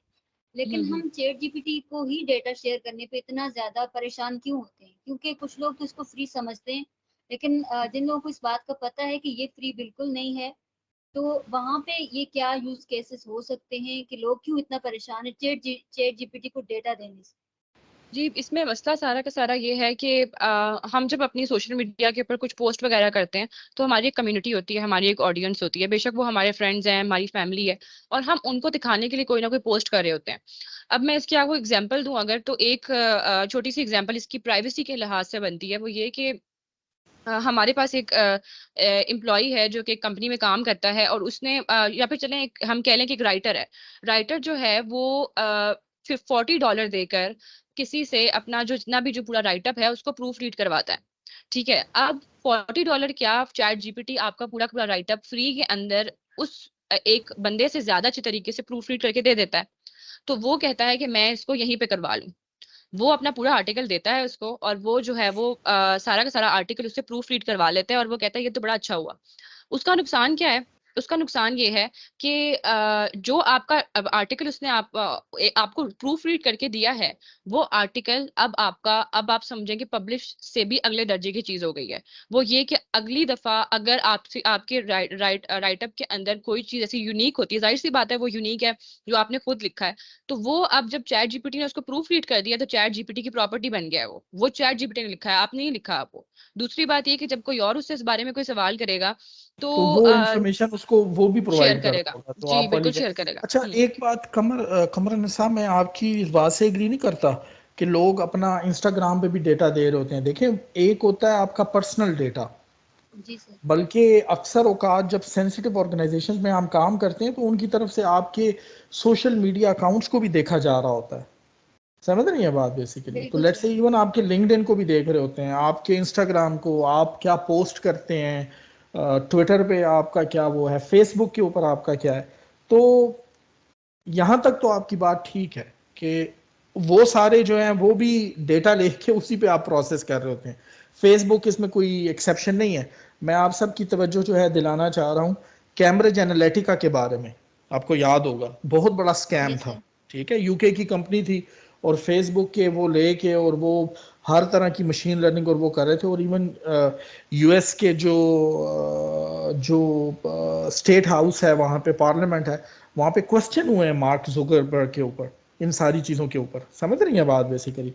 तो ये तो बिल्कुल ही छोड़ देना कि ये जो डेटा वो ले रहे हैं वो फ्री में ले रहे हैं। देन मैं इस बात से बिल्कुल मिस महर की एग्री करता हूँ कि we are a product actually. समझ रही है जी बात? अगर आप YouTube जी सर, फ्री देख एग्जैक्टली। रहे हैं तो इसका ये मतलब नहीं है कि आप फ्री देख रहे हैं, actually you are a product. ठीक है, जिसको बिल्कुल। कि और एक्चुअली वो एड एड आपको नहीं सेल कर रहे, आप लोगों को एड्स को सेल कर रहे हैं। जी बिल्कुल ऐसा ही है, ठीक है, 100%। मतलब लेकिन हम लोग जो है ना उनको सेल करते हैं एड्स वालों को, ना कि हमें एड्स सेल करते हैं। ये दूसरी तरह से ये इक्वेशन काम करती है, समझ रही है बात? हम कहते हैं यूट्यूब पे सब कुछ फ्री है, यूट्यूब पे सब कुछ फ्री है, डॉक्यूमेंट्रीज भी आ रही हैं, सब कुछ आ रहा है, लेकिन एक्चुअली उन्होंने हमें गिरवी रखा हुआ है वहां पे, जिसकी एवज जो है ना वो वहां से पैसे कमाते हैं। दैट्स बिल्कुल द ऐसा पॉइंट। ही है। और अगर हम इस तरह भी देख लें तो यूट्यूब के ऊपर हम देख रहे होते हैं, या फिर सोशल मीडिया पे देख रहे होते हैं, तो सोशल मीडिया पे जो आप एग्जांपल वो वाली देख लें कि क्या आप अपना वो राइटअप, क्या आप सोशल मीडिया को देंगे करवाने को, प्रूफ रीड करवाने को? आप वहां तो अपना आर्टिकल पोस्ट नहीं कर रहे, आप अपनी सेंसिटिव इन्फॉर्मेशन जो कि आपकी पर्सनल इन्फॉर्मेशन है, कि आपकी पर्सनल जो डाटा है, कंपनी का डाटा है, वो आप फेसबुक पे अपने सोशल मीडिया पे पोस्ट नहीं करते। यहाँ पे आपको इतना बड़ा प्लेटफॉर्म मिल रहा है कि आप कुछ भी उससे पूछ सकते हैं टेक्स्ट फॉर्म के अंदर। तो जी। वो सबसे बड़ा जो है वो मसला क्रिएट कर देता है कि वो सबसे ज्यादा आपका डाटा कंज्यूम कर रहा है, सेंसिटिव डाटा। हम्म। मैं अगर ये मोनोपोली वाली चीज को देखूं मिस महर, तो मुझे यही लगता है कि ये मेन एक पॉइंट होगा दरार का, जो जिस चीज की हम बात कर रहे हैं ना, ये उसका मेन एक वो है कि यहाँ से जो है ना वो चीजें शुरू होंगी। और जरा सा डिस्कशन को अब थोड़ा सा आगे भी बढ़ाते हैं कि जी सर। एक्चुअली मोनोपोली की भी हमने बात कर ली और इसके 300 एप्स की भी बात कर ली। थोड़ा सा अब हम बात करते हैं कि अब जो ओपन सोर्स LLMS हैं, वो कैसे यहाँ पर अपना जो फुटप्रिंट है वो लेके आ रहे हैं। तो वो उसके बारे में क्या ख्याल है आप लोगों का कि वो चैट जीपीटी के मुकाबले में कितने कुछ स्ट्रांग हैं, और क्या कुछ थ्रेट है ओपन एआई को उस सेंस में या नहीं? जी सर, अब अगर सबसे बड़ी बात जो आ जाती है, चैट जीपीटी को यूज करने में कोई बुराई नहीं है, लेकिन सबसे बड़ा मसला जो हमारे पास आ जाता है कि एक लिमिटेशन आ गई है कि प्राइवेसी आपकी जो है वो बहुत ज्यादा कंज्यूम हो रही है। प्राइवेसी के अलावा एक और कॉस्ट भी है, इफेक्टिवनेस, वो हम आगे जाके भी बात करेंगे इसके बारे में, कॉस्ट के बारे में। लेकिन अगर पहले ओपन सोर्स एलएलएम्स की बात की जाए, तो हमारे सबसे पहले पहले जहन में ये बात आती है कि क्या सिर्फ यही प्लेटफॉर्म है अगर हमने कोई चीज इंटीग्रेट करनी है? फॉर एग्जांपल, जिस तरह से मैंने बर्ब जीपीटी की एग्जांपल दी, तो क्या जीपीटी के पास सिर्फ एक चैट जीपीटी ही था इंटीग्रेट करने को? वो कुछ और नहीं कर सकता था कि उसकी प्राइवेसी रहे, उसकी जो है वो सारा कुछ जो है वो प्रिजर्व रहे? तो उसी केस के अंदर हमारे पास ओपन सोर्स एलएलएम्स आते हैं, और वो उसकी उनकी बहुत सारी वैरायटी है। अब तो अगर हम देखें सितंबर के अंदर, तो काफी टाइम हो गया है, तो उनकी इतनी ज्यादा वैरायटी है कि 180 बिलियन का भी हमारे पास एलएलएम मौजूद है। इसके अलावा हमारे पास बहुत से एलएलएम्स जो है वो ऑलरेडी एग्जिस्ट कर रहे हैं, डिफरेंट डिफरेंट पेरीमीटर्स का अगर आपको समझना है तो आप हमारे लेक्चर से भी समझ सकते हैं कि बेसिकली पेरीमीटर होते क्या हैं। अब इसके अंदर ये बात आ जाती है कि हमारे पास सारे के सारे जो एलएलएम्स हैं, क्या वो ओपन सोर्स एलएलएम्स आपके प्राइवेसी के इशू को खत्म करते हैं जो चैट जीपीटी के साथ है? तो बिल्कुल इसका आंसर यस है कि वो खत्म करते हैं। क्यों? क्योंकि वो आपकी चलें, आपके पास दो ऑप्शंस हैं। एक, उन एलएलएम्स को आपने रन करना है तो आपने उसको जो है वो क्लाउड के ऊपर रन कर दिया, आपने कोई जो है वो क्लाउड के प्लेटफॉर्म चूज किया और उसके ऊपर रन कर दिया और आपने उसको यूज कर रहे हैं, तो फिर उस क्लाउड एक थर्ड पार्टी आपके और एलएलएम के बीच में आ गई है, तो फिर वो एक बात बिल्कुल सिनेरियो डिफरेंट हो जाता है। लेकिन क्योंकि एलएलएम जो ओपन सोर्स एलएलएम होते हैं, वो सारा का सारा डाटा आपको प्रोवाइड कर देते हैं और आप उसको अपने पास रख के ऑन प्रेमिसेस अपने पास ही रन कर सकते हैं, तो इस वजह से आपका जो प्राइवेसी लेवल है वो बहुत ज्यादा बढ़ जाता है कि आपकी चीज आपके हाथ में है, जो आपका एलएलएम है वो बल्कि आपके इवन आपका जो कंट्रोल है। इंफॉर्मेशन फीड आप उसको कर रहे हैं वो भी आप कर रहे हैं उसको, जी सर मतलब बिल्कुल। एक बहुत बड़ा अच्छा मिसमैच का अटैक जो है वो हो सकता है इसके ऊपर। आप कंटिन्यू करें प्लीज। जी। तो इसमें जो है वो हमारे पास फिर बहुत सारी वैरायटी आ जाती है, लेकिन अभी तक क्यों लोग जो है वो, के नाम है, चैट जीपीटी को ज्यादा फोकस कर रहे हैं? उस सबसे बड़ी बात, वो यूजर फ्रेंडली काफी ज्यादा है, और इसके अलावा जो ले मैन है वो तो चैट जीपीटी को यूज करेगा, लेकिन यहाँ पे हमारा ज्यादातर जो फोकस है वो डेवलपमेंट की साइड पर है कि अगर हमने इंटीग्रेट करना है तो हम वो हमारे पास और क्या ऑप्शंस अवेलेबल हैं। तो उसमें ओपन सोर्स एलएलएम बहुत सारे हैं, लेकिन उसमें आपको थोड़ा बहुत जो है वो उसको करना पड़ता है। आपको जिस तरह ओपन एआई एक क्लाउड सर्विस प्रोवाइड कर देता है और आपने सिर्फ एपीआई इंटीग्रेट करनी करनी होती है, वो आपको नहीं करनी पड़ती। और आपने जो है वो आपको ऑन प्रेमिसेस उसको जो है वो एक अच्छी हार्डवेयर के ऊपर रन करना पड़ता है ओपन ओपन सोर्स एलएलएम को। और अगर मैं आपको स्क्रीन शेयर करके दिखाऊं कि हमारे पास कौन कौन से ऑप्शंस इस तरह से अवेलेबल हैं, आप कहाँ पे ओपन सोर्स एलएलएम्स जो है वो देख सकते हैं। Wait a minute. अच्छा मेहरुनिसा, अगर आप मैं ओपन एआई की इंटीग्रेशन की बात कर रहे हैं कि अगर आप चैट जीपीटी की बात करते हैं तो आपको उसके लिए एपीआई रिक्वायर्ड होती है। जैसे कि आपने ओपन सोर्स में बोला कि आपको एपीआई या इस तरह की कोई इंटीग्रेशन रिक्वायर्ड नहीं होती है। तो इससे क्या मतलब कंसर्न है कि क्या जो चैट जीपीटी है वो अगर वो फ्रीली अवेलेबल नहीं है? मतलब किस तरीके से आप कह सकते हैं कि ओपन सोर्स का जो प्लेटफॉर्म है वो आपको ओपन एपीआई की रिक्वायरमेंट नहीं होती, वो आपको फ्रीली अवेलेबल होता है, पब्लिकली अवेलेबल होता है, वो आप अपने सिस्टम पे रन कर सकते हो। तो जो चैट जीपीटी है वो भी आपके मतलब सिस्टम पे रन तो हो ही रहा होता है। तो क्या आप इससे ये कहना चाह रही हैं कि जब आप एप्लीकेशन में या अपने किसी सिस्टम के अंदर उसको इंटीग्रेट करते हैं तो तब आपको उसकी एपीआई रिक्वायर होती है, और वो में भी शायद मैं थोड़ा सा फ्री वर्जन में अवेलेबल होती है, उस उससे इतनी ज्यादा एक्सेस भी नहीं होती है। अगर जी आपको जी। प्रीमियम वर्जन रिक्वायर होती है तो आपको उसके लिए भी बाय करने पड़ते हैं रिसोर्सेज। अच्छा, इसमें एक बात आ जाती है वो ये कि अगर हम ओपन एआई की बात कर लेते हैं पहले। ओपन एआई में होता ये है कि आपको जो है वो एपीआई इंटीग्रेट करनी पड़ती है। अगर आप इधर देखें तो हमारे पास जो है वो जब अगर हमने अपनी ऐप के साथ इसको इंटीग्रेट करना है तो आपको उसका एक पेड अकाउंट चाहिए होगा। उसके बाद आपने जो है वो इसकी एपीआई को इंटीग्रेट कर देना है। इसका जो है वो डाटा प्राइवेसी के हिसाब से अब उन्होंने बात करना शुरू कर दी है, लेकिन आई रियली डाउट इट कि ये वाकई ही प्राइवेसी को फोकस कर रहे हैं। इनका कहना यह है कि जब हमारे पास जो एपीआई आप अगर आप फ्री वर्जन से चैट कर रहे हैं, जो चैट जीपीटी का एक वेब वर्जन है जहां पे आप उसको चैट कर सकते हैं, तो फिर आपका डाटा यूज हो सकता है। लेकिन अगर आप एपीआई को यूज करते हैं, एपीआई से इंटीग्रेट किया हुआ है आपने, आप पे कर रहे हैं एपीआई को, तो वो चीज जो है वो क्या नाम है आपकी सिक्योर होगी और वो आपका डाटा यूज नहीं होगा। लेकिन इतना ज्यादा जो है वो हमें इसके बारे में कंफर्म नोबडी नहीं कैन है। ट्रस्ट, नो नहीं नहीं, नो बडी कैन मैं तो ट्रस्ट। जी जी, इस बात से तो ना इसको गवर्नमेंट ट्रस्ट करेगी, ठीक जी है, बिल्कुल। कि पूरी दुनिया में एक कंपनी है और उसको लेके आप इसको वो करें। मेरा ख्याल जी है कि ओपन सोर्स जो एफर्ट्स हैं, मैं बात करना चाहूँगा यहाँ पे माइक्रोसॉफ्ट की और लिनक्स की। स्पेसिफिकली जब लिनक्स की ये पूरी जो मूवमेंट है स्टार्ट हुई थी और ये बहुत ज़्यादा मैच्योर हो गई थी, मैं बात कर रहा हूँ 2001 की, उस वक्त। तो कहने का मतलब ये है बेसिकली कि हम चैट जीपीटी को ज़रूर क्रेडिट देते हैं इस चीज़ का, ओपन एआई को, कि वो इस डोमेन को सामने लेके आए हैं। लेकिन जो है वो कभी भी जो ट्रस्ट है उसको गेट नहीं कर सकेंगे। तो और दूसरा इनकी प्राइस भी, आपको मैं एक बात बताऊं कि ये कोई इतनी सिंपल प्राइस नहीं है। ये जो अभी आप फिगर्स हमारे सामने आप लेके आई हुई हैं, अगर आप इसको कैलकुलेट करें तो छोटे से छोटे प्रॉब्लम को भी अगर आप इनसे सॉल्व करवाएं तो वो तकरीबन $1000 बन जाते हैं। इस पे भी थोड़ी सी जी सर रोशनी डालें बिल्कुल। कि ये ये प्राइस कितनी मतलब आसान है इसको बेयर करना, और इस प्राइस से हमें क्या क्या इंसाइट्स होती हैं जी। असल असल में इसमें होता यह है कि जिस तरह तहनीत ने भी एक सवाल पूछा वो ये कि क्या मतलब है कि हमारे पास क्या ये वाले ऑन प्रेमिसेस रन नहीं हो रहे ओपन ओपन एआई के मॉडल्स? तो नहीं।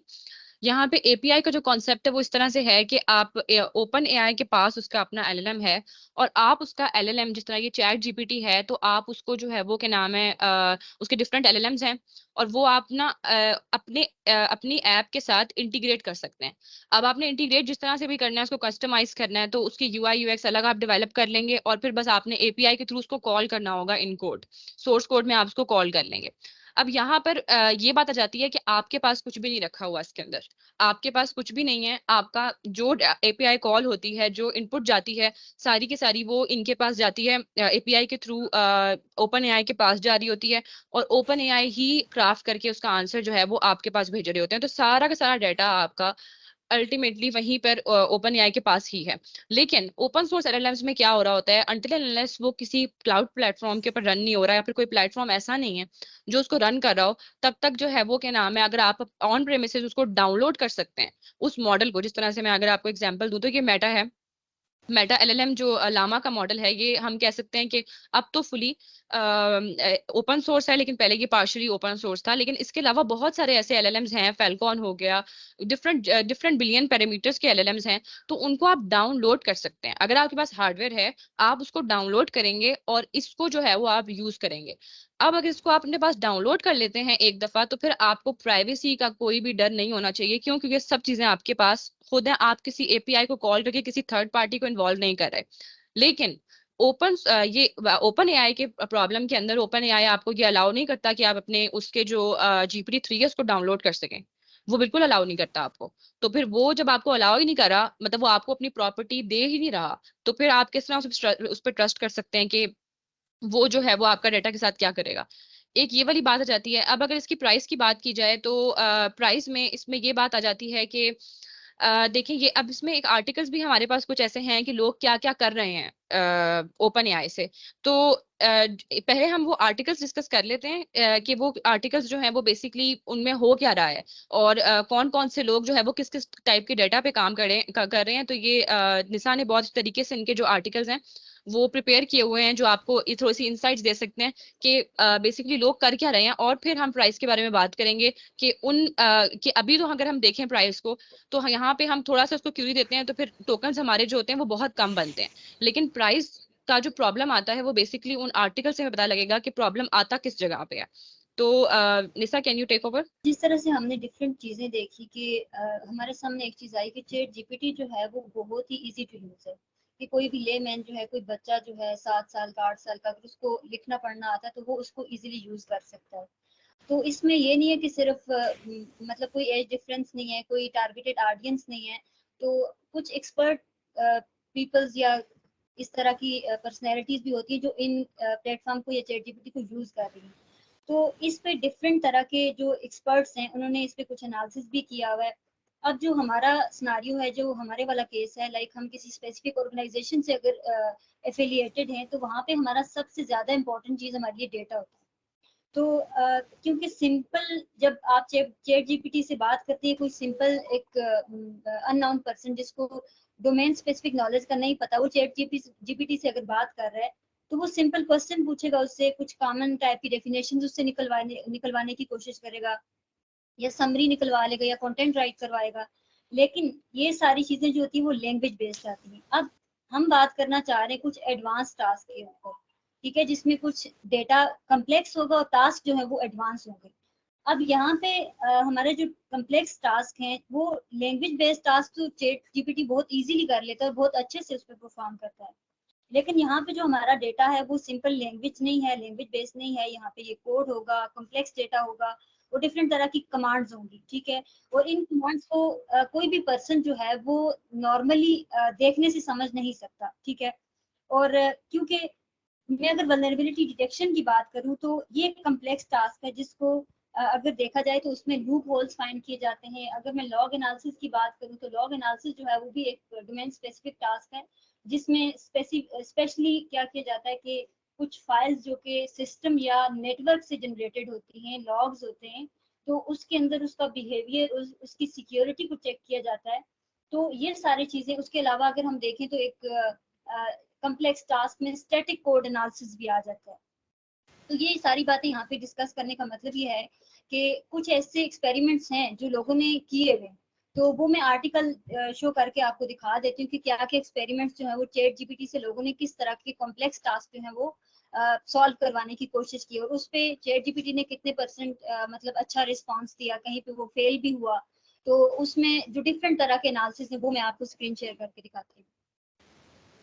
अच्छा कमरुनिसा, यहाँ पर जिस तरह से आप मतलब आर्टिकल्स की बात कर रही हैं, जैसे आपने बताया कि लॉग एनालिसिस है, स्टैटिक मालवेयर एनालिसिस है, तो क्या यही वो डाटा है जिसकी हम लोग बात कर रहे हैं कि अगर चैट जीपीटी के साथ हम ये सारा डाटा अपना कंपनी का या अपना एनालिसिस का शेयर करते हैं, तो हमारे डाटा का लीक होने का मतलब ब्रीच होने के चांसेस बढ़ जाते हैं, जिसकी वजह से हम लोग ओपन सोर्स की तरफ मूव ऑन भी किए हैं कि अगर हमारे पास इस तरह का कोई डाटा सेट है जिसको हम लोगों ने एनालिसिस करवाना है, जिसके बारे में हमें फर्दर डिटेल रिक्वायर है, तो हमें अगर ओपन सोर्स हमारा प्लेटफॉर्म होगा तो हमारे पास सिक्योरिटी के चांसेस बढ़ जाएंगे कि वो हमारे सिस्टम पे रन हो रहा होगा, हमारे रिसोर्सेज पे रन हो रहा होगा, तो उसके ब्रीच होने के चांसेस नहीं रहेंगे। बिल्कुल इसी बिल्कुल एस्पेक्ट में बात कर रहे हैं आप। बिल्कुल मिस तहनीत, आप 100% राइट है। मैं कुछ आर्टिकल्स जो है कुछ डिटेल्स आपके सामने रखूंगी जिसमें लोगों ने डिफरेंट तरह के, अब ये होता है ना कि चैट जीपीटी से लोगों ने जो काम करवाया उसने उसको एक आर्टिकल पब्लिश कर दिया कि चैट जीपीटी ये भी कर सकता है, ये भी कर सकता है और ये भी कर सकता है, लेकिन उसके बरक्स इसकी लिमिटेशंस भी सामने आती हैं। ठीक है, अब हम ये अगर कहना स्टार्ट कर दें कि मेलवेयर एनालिस्ट जो है उसको चैट जीपीटी रिप्लेस कर सकते हैं, तो वो नहीं कर सकता। वो चीजें यहाँ पे अभी प्रूव हो जाएंगी कि क्यों नहीं कर सकता। अब देखिए यहाँ पे लोगों ने एक्सपेरिमेंट्स किए हैं कि चैट जीपीटी जो है उसको मेलिशियस कोड को एनालाइज करने के लिए चैट जीपीटी को बताया गया कि तुम इसको एनालाइज करके बताओ। अब इसमें उसने जहाँ तक अंडरस्टैंडिंग की बात थी, जहाँ पे उसको एक्सप्लेन करने की बात थी, चैट जीपीटी ने बहुत अच्छी एक्सप्लेनेशन दी। अगर कहीं पे एक कोड को देखते हुए दूसरा कोड चंक जनरेट करवाना था तो वहां पे चैट जीपीटी ने बहुत अच्छा परफॉर्म किया। यहाँ पे उन्होंने सिंपल इसको एक्सप्लेनेशन को, इस कंटेंट को डेफिनेटली, मतलब आप चैट जीपीटी की जो प्राइवेसी है या उसके जो आंसर्स की ऑथेंटिकेशन है उसकी शायद आप बात कर रही हैं। इस तरह से कब है कि ठीक, ऐसा ये कौन डिसाइड करेगा कि वो जवाब ठीक दे रहा है कि नहीं? क्योंकि आपका बिल्कुल अपना ऐसे ही है। एलएलएम हो तो आप ट्रांसफार्मर की मदद से हर तरह की अटेंशन में देख सकते हैं, बल्कि इवन एक पूरा मैकेनिज्म डेवलप कर सकते हैं। कि ये जवाब सही है, बिल्कुल जी, ऑथेंटिकेशन नहीं मैं कहूंगा इसको, ऑथेंटिसिटी कहें, एक्यूरेसी, सॉरी। एक्यूरेसी एक्यूरेसी कहा जाए, बिल्कुल। जी सर, अच्छा। जी। इसमें असल में ऐसा भी है कि कुछ लोगों ने इसको जो है वो जो लोग जिस तरह मैं हूँ, मैं यहाँ पे जो है वो फॉर एग्जांपल वल्नरेबिलिटी डिटेक्शन करती हूँ। तो मुझे पता है वल्नरेबिलिटी कैसे डिटेक्ट करनी है, तो फिर मैं उसको चेक करूंगी कि क्या चैट जीपीटी सही तरीके से करता है। तो ये आर्टिकल्स जो हैं सारे के सारे, ये if I am not wrong तो निशा ने इस तरह से इसको जो है वो कंपाइल किया है कि जो लोग ऑलरेडी प्रोफेशनल्स हैं उन्होंने चेक किया हुआ है कि क्या हमारा काम चैट जीपीटी कर सकता है कि नहीं कर सकता, किस हद तक कर सकता है। क्योंकि ऑब्वियसली जनरल पर्पस मॉडल है तो वो इतना ज्यादा उसकी नॉलेज नहीं होगी, लेकिन वो उन्होंने टेस्ट किया हुआ है कि डिफरेंट डाटा पे चैट जीपीटी कैसे जो है वो परफॉर्म कर रहा है। तो मेरा ख्याल से इसी बिल्कुल वजह से जो है वो ये आर्टिकल्स कंपाइल हुए हैं। कि कोड रिव्यू, यहाँ पे भी उसने कुछ हद तक जो कोड का रिव्यू किया था उसको कम्प्लेक्स, ऑब्फस्केटेड और जो नॉर्मल कोड था उसके साथ उसको चेक किया गया। तो जो कम्प्लेक्स टास्क जब उसके पास आया तो चैट जीपीटी ने वहां पे कुछ वैल्यूएबल रिस्पॉन्स जनरेट नहीं किया। ठीक है, इसी तरह से अगर हम बात करें, यहाँ पे एक और आर्टिकल है हमारे पास, ठीक है, कि उसने एक रेपोजिटरी थी जिसके अंदर काफी सारे ऐसे वल्नरेबल कोड जो है वो पड़े हुए थे। इस बंदे ने उसको टेस्ट किया जिसमें चैट जीपीटी इस काबिल था कि उसने 213 वल्नरेबिलिटीज जो थी वो निकाल के दे दी। जबकि एक साइबर सिक्योरिटी का एक नॉन प्लेटफॉर्म था जहाँ पे वल्नरेबिलिटी को टेस्ट किया गया तो वो उसने सिर्फ 99 उसमें से फाइंड करके दी। और जब उसको प्रॉपर एनालाइज किया गया, उसको चेक किया गया तो 4 से 5 ऐसी वल्नरेबिलिटी थी जो चैट जीपीटी ने फॉल्स पॉजिटिव उनको जनरेट किया। तो इसी तरह से अब जब हम आगे जाते हैं तो कुछ और सिनारियो जो है वो हमारे सामने आते हैं। लाइक फॉरेंसिक एनालिसिस में भी ये सारी चीजें दिखाने का मतलब ये है कि लोगों ने उसको हर तरह के प्लेटफॉर्म के ऊपर चेक करने की कोशिश की। अब इसका ये मतलब तो नहीं है कि अगर चैट जीपीटी किसी एक चीज के अंदर अच्छा परफॉर्म कर रहा है तो वो हर चीज के अंदर, हर एक टास्क के अंदर वो बहुत अच्छा ही परफॉर्म करेगा। नो डाउट कि वो जनरल पर्पस मॉडल है, उसको जनरल नॉलेज बहुत अच्छी है, लेकिन वो डोमेन स्पेसिफिक चीजों में इतना अच्छा नहीं है।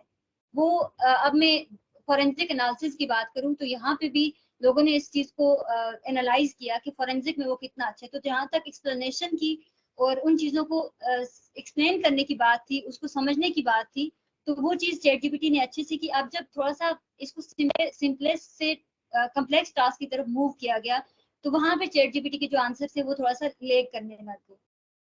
मेलवेयर एनालिसिस का, अब मेलवेयर एनालिसिस में हमारे पास जो ये वाला आर्टिकल है यहाँ पे इन्होंने बताया हुआ, प्रॉपर मेंशन किया हुआ कि ये फेल हुआ, क्यों हुआ फेल। अब जब इन्होंने मेलवेयर एनालिसिस के दौरान इसको सिंपलेस्ट से कम्प्लेक्स टास्क की तरफ लेके गए। लाइक इन्होंने जो स्टार्ट किया वो एक मिलिशियस स्क्रिप्ट इनको दी मेलवेयर की और उसको सिंपल प्रॉम्प्ट के साथ उसको बता दिया कि इसको एक्सप्लेन कर दो कि लाइक एनालाइज कर दो इस कोड को। तो वहां पे सिंपलेस्ट जहाँ पे सिर्फ उसको एक्सप्लेन करने की बात थी तो वो उसने कर लिया, लेकिन जब रियल वर्ल्ड सिनेरियो इसको दिया गया तो वहां पे किस तरह से इसने रिस्पॉन्स किया ये मैं आपको दिखाना चाह रही हूँ। तो जब रियल वर्ल्ड सिनेरियो इसको दिया गया तो ये एक चीज यहाँ पे नोटेबल है कि रियल वर्ल्ड सिनेरियो को उसने, हालांकि इसमें कोई एथिकल कंसिडरेशन नहीं थी, उसने ऐसा कोई रिस्पॉन्स नहीं जनरेट किया कि ये चीज मेरे उस जो लिमिटेशन में आती है मैं ये नहीं कर सकता। उसने स्ट्रेट अवे इस चीज को रिफ्यूज कर दिया। और दूसरी बात, जब उसको प्रॉम्प्ट चेंज करके डिफरेंट प्रॉम्प्ट ट्यूनिंग के थ्रू से रिस्पांस जनरेट करवाने की कोशिश की गई, तो उसने जो रिस्पांस जनरेट किया वो इतना अच्छा नहीं था, मतलब कि वो बहुत ही सिंपल सा रिस्पांस था। तो यहाँ पे इन्होंने इस वजह से इस चीज को बता दिया कि no doubt chat GPT generalise way में बहुत अच्छा परफॉर्म कर रहा है, बट वो स्पेशलाइज्ड टास्क के अंदर, डोमेन स्पेसिफिक टास्क के अंदर वो इतना अच्छा परफॉर्म नहीं कर रहा, जब तक कि उसको हम अलग से किसी डोमेन स्पेसिफिक नॉलेज के ऊपर फाइन ट्यून ना कर लें। तो इसी तरह की एक और एग्जांपल भी यहाँ पे है, सॉक एनालिस्ट और मेलवेयर एनालिसिस की एक और एग्जांपल, जो कि रियल वर्ल्ड यूज केसेस के ऊपर टेस्ट किया गया है।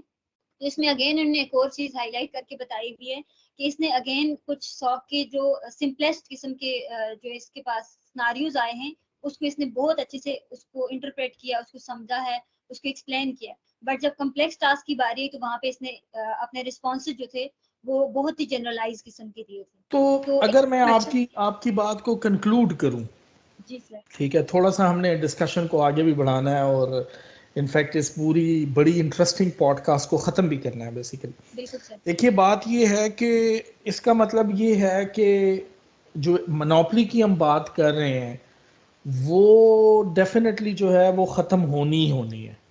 उसकी वजह ये है कि chat GPT is good for general tasks, लेकिन जब बात आती है बड़े स्पेशलाइज्ड टास्क जैसे साइबर सिक्योरिटी, तो दो बिल्कुल रीजंस मेरे सामने आ जाती हैं। एक तो ये है कि साइबर सिक्योरिटी के लोग कभी भी चैट जीपीटी के ऊपर बिलीव नहीं करेंगे सिक्योरिटी रीजंस की वजह से, समझ रही हैं बात।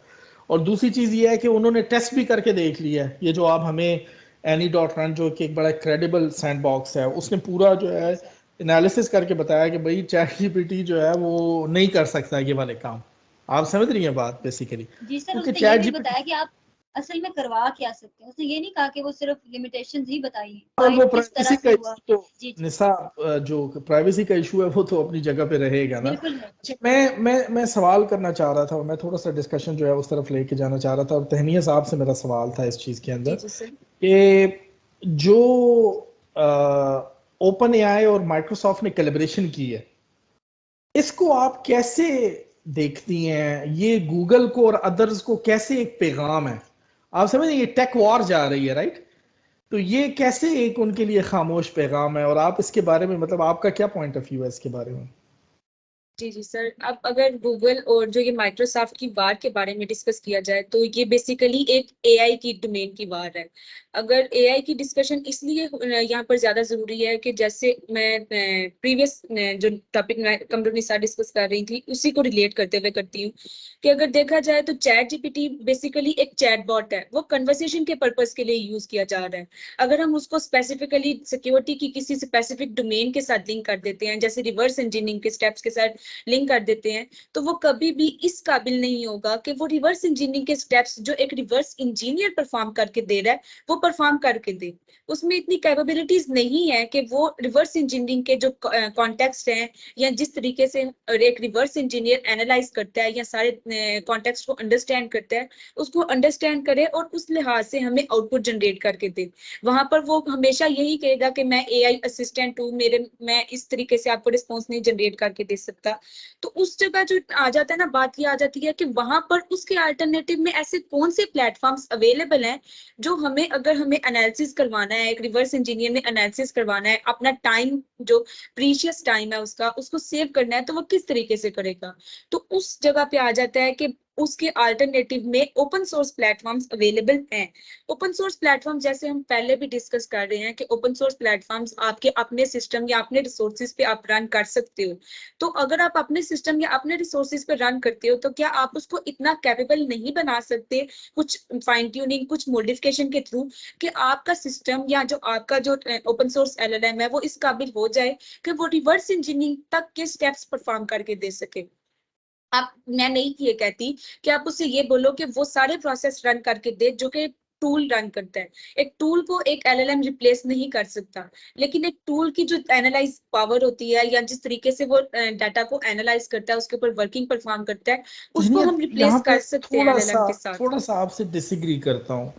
देखिए, अगर LLM is meant to replace a human ना, तो फिर टूल कोई चीज नहीं है basically.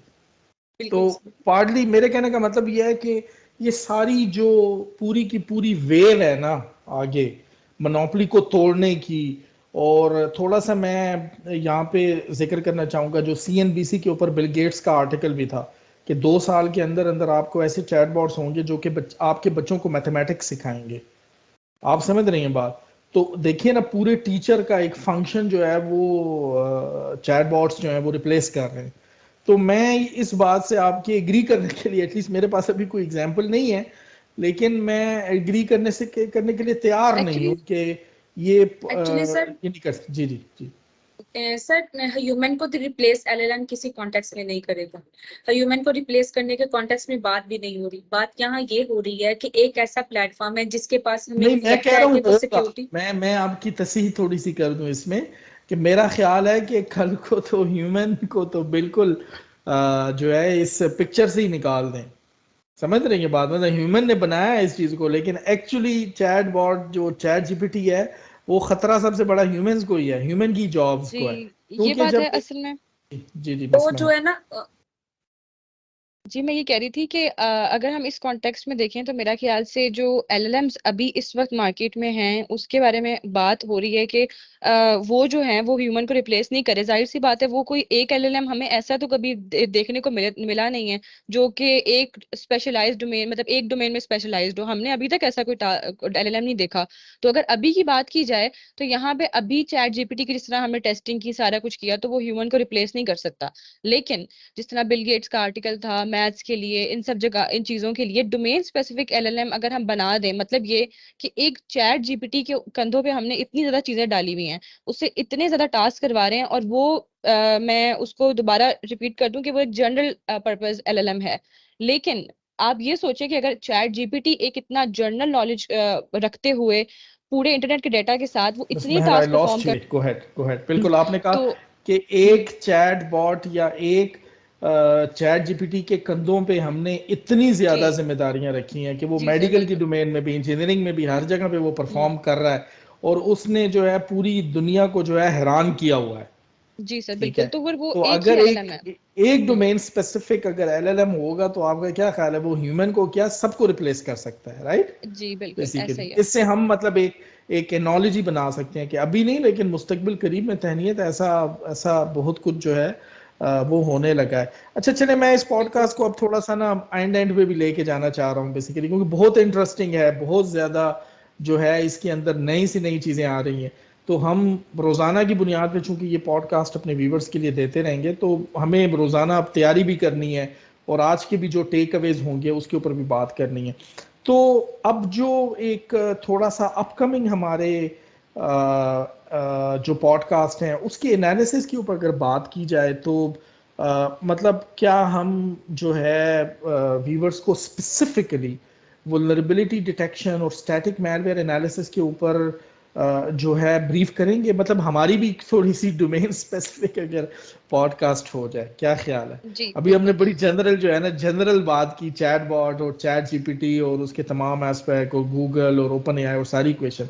So what do you think, अगर हम स्पेसिफिकली सिर्फ एक ही vulnerability detection static malware analysis की बात करें, तो व्यूवर्स को थोड़ा यकीन भी होगा कि हम ज़्यादा अच्छे तरीके से डोमेन स्पेसिफिक ना सिर्फ मॉडल्स की बात करना चाह रहे हैं, बल्कि डोमेन स्पेसिफिक पॉडकास्ट जो है उसको भी ला रहे हैं। जी तो इसके बिल्कुल। बारे में अगर आप लोग अपना व्यू पॉइंट दे सकें। एक्चुअली अभी यहाँ पे एक बात जो है वो हाईलाइट करना जरूरी है कि हमारा जो फोकस है वो चैट जीपीटी पे नहीं है। हमारा फोकस ज्यादातर जो है वो ये इस बात पर है कि जो लोग समझते हैं कि चैट जीपीटी के अलावा ये सारे के सारे टास्क जो है वो कोई परफॉर्म नहीं कर सकता। तो नेक्स्ट पॉडकास्ट में हमारी ये कोशिश होगी कि हम लोगों को ये दिखाएं कि जो ये जितने भी आर्टिकल्स हमने आज देखे हैं, जो मिस निशा ने हमें दिखाए हैं, वो सारे के सारे आर्टिकल्स किस मतलब ओपन सोर्स एलएलएम से किस तरह से पॉसिबल है। मतलब ये कि जो ओपन सोर्स एलएलएम जिनसे हमारी प्राइवेसी वगैरह के इश्यूज नहीं है, वो भी इनको जो है वो सॉल्व कर पा रहे हैं। तो ये मेरा ख्याल से हमारा जो है वो आगे अगले वाले पॉडकास्ट में जो एक दो हमारे आ रहे हैं, तो उसमें हमारा ये फोकस होगा कि हम एक टास्क को पकड़ेंगे और फिर हम उसको बताएंगे कि वो किस तरह से आगे सॉल्व हो सकते हैं इंशाल्लाह। तो किसी हद तक जो बेसिकली आज मिस कमर ने जो लिंक्स लिए, और स्पेसिफिकली उन्होंने वहाँ पे एनी डॉट रन का बताया स्पेसिफिकली कि उन्होंने किस तरह मेलवेयर एनालिसिस वो किया है। तो मेरा ख्याल है चूंकि ये साइबर सिक्योरिटी स्पेसिफिक पॉडकास्ट होंगे with respect to chat GPT और with respect to open source models as well, right? तो जो है हम इसके अंदर मिस कमरुन्निसा के जो ब्लॉग्स हैं उनको एक दफ़ा दोबारा ज़्यादा अच्छे तरीके से देख लेंगे कंपैरिजन के लिए, क्योंकि उन्होंने बिल्कुल। चैट बोर्ड से किया है बेसिकली और हम इसको जो है ओपन सोर्स मॉडल से करेंगे, राइट? बिल्कुल सर, आप अगर उनके आर्टिकल्स की बात कर लेते हैं तो उन्होंने अभी सिर्फ आपको ओवरव्यू दी है कि चैट जीपीटी की कैपेबिलिटीज क्या है, या वो किस तरीके से बता रहा है कि हाँ मैं मेरे अंदर ये कैपेबिलिटीज हैं जनरल पर्पस मॉडल होने की वजह से, जनरल पर्पस मॉडल होने की वजह से। तो हम अगर अब फर्दर डिस्कस करेंगे, मालवेयर एनालिसिस करते हैं या वल्नरेबिलिटी डिटेक्शन के ऊपर डिस्कशन परफॉर्म करते हैं, तो हम लोग ये आपको बताएंगे करके प्रैक्टिकल वर्क करके दिखाएंगे कि किस तरीके से ओपन सोर्स एलएलएम्स इन सारी प्रॉब्लम्स को हैंडल करते हैं, या किस तरीके से ओपन सोर्स एलएलएम्स अगर इन प्रॉब्लम्स को कितने फेस करते कामयाब हैं। हैं। जी जी, बिल्कुल। चैट बोर्ड्स ये ओपन एआई का जो चैट जीपीटी है इसके मुकाबले में वो जो ओपन सोर्स मॉडल है वो किस हद तक कामयाब है। तो ये एक अगर हम कंपैरिजन इसका कर सके ना तो ये एक बड़ा ज़बरदस्त वो हो जाएगा। सो अगर कोई और पॉइंट नहीं है तो जी। मैं फिर आज वीवर से इजाज़त चाहूँगा, and I am very thankful to all the esteemed guests here, Miss Mehrunisa, Miss Kamarunisa, and also Miss Tahniyat Saif. I mean, this was really, really wonderful. I'm telling you कि मैं अपने busy schedule के बावजूद जो है ना मैं इसको miss नहीं करना चाह रहा था. So we were thank you very much for watching this podcast, and inshallah we'll have some very, very exciting podcast coming up on the comparisons on domain specific models, their disadvantages, and each and everything. So stay tuned, and thank you very much for all of you for joining this for wonderful discussion. I'm very thankful to Thank all you of you. so much. Thank you. Thank you so much. Thank you so much.